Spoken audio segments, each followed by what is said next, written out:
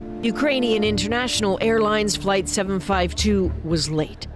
Scheduled to depart at 5:15 a.m. en route to Kiev, some 2,300 kilometers away, the sleepy passengers, who'd likely rushed to the Imam Khomeini airport to be on time, instead had to wait until 6:12 a.m. to take off. Almost every seat was full. 2 people hadn't shown up for the flight. Those who did were mostly young. The littlest passenger, a 1-year-old girl, Kurdi Milani of Ajax. What a group it must have been. There aren't many Iranians in Ukraine or Ukrainians in Iran. This flight was about connecting to points beyond.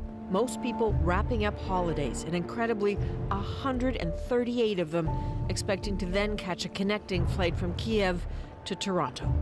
A city home to so many Iranians, it's sometimes lovingly referred to as Tehranto. Others planned long travel days connecting on to flights throughout Canada. Were they bored while they waited in those pre-dawn hours? Maybe McMaster students Iman Agbalia and Mehdi Ishagian were a bit. They took this picture near the gate just before getting on the plane. Were they scrolling through their phones? Hassan Shadku's wife Shada certainly was. She posted this picture and spoke with him from the plane, telling him she was worried about war in the region. She had no idea what was coming, but war was likely on a lot of minds. On and on they came, one missile after another. Only 4 hours earlier, Iranian missiles were hitting 2 bases in Iraq, housing U.S. and coalition forces. The United States waged an economic war against Iran. The United States has to come to its senses. Nerves in the region were raw. The toll of missile strikes not yet known. The FAA had just started to issue warnings about the airspace around Iran and Iraq. Some airlines had already heeded it. But Tehran's airport was still in operation. This is what the skies looked like as Flight 752 was taking off. A few planes over Iran, but not many. The flight tracker shows while the official flight time was recorded as just under 4 minutes, almost half of that was spent taxiing. It only spent 2 minutes airborne. It reached 2,400 meters, 8,000 feet, no indication of the flight path becoming less steep as you might see with an engine failure. A failure of fire was an early theory. We're a long way from knowing the truth. And then, nothing. No more coordinates broadcast. The few clues lying in the grainy footage of the last moments of the flight. A flash, a fire, and a fall.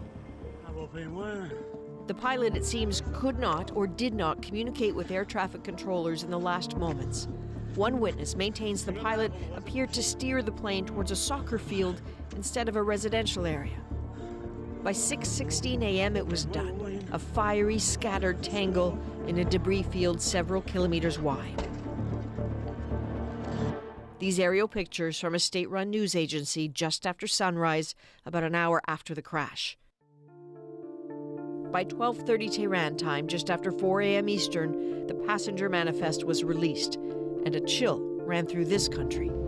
A disaster so far away, cutting so close. All those Canadians, all those people with connections to this country, including the 28-year-old member of the Ukrainian flight crew. I believe I can touch the sky, her Instagram bio reads. Her time in Toronto chronicled with joy just weeks ago. Another trip in the works. So there are so many questions about what brought that plane down. Larry Vance spent his career investigating plane crashes for the Transportation Safety Board. He's in Ottawa tonight. Thank you, sir, for joining us. We have seen some pretty shocking pictures of the debris field today, and the internet, as you know, is rife with speculation. But what would you, as an investigator, be looking for in that field? First of all, I would make sure that the wreckage wasn't disturbed until the investigators got there to look at it. But in that field, I would be looking for signatures right away of some kind of event that happened aboard the airplane that would cause a catastrophic failure. I would be looking for signatures of potential bomb blast from inside the airplane and potential for missile strikes from outside the airplane. That would be a starting point for me. Of course, there's a lot of investigation to be done from a mechanical point of view, but that's where I would start.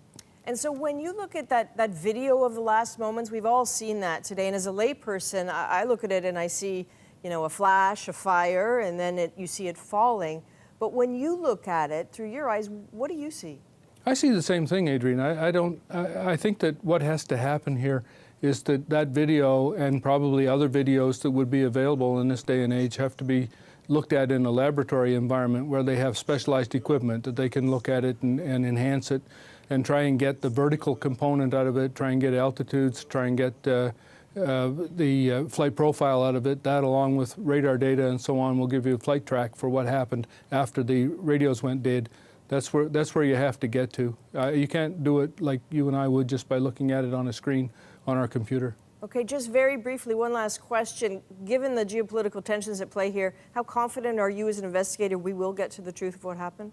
They're not off to a good start. I have to say that a regular investigation is hard enough to manage. You have to get everybody pulling on the same rope. The environment that they're in over there is one where it doesn't leave me with a lot of confidence that the investigation will be able to be supported in the long run, no matter what they come up with.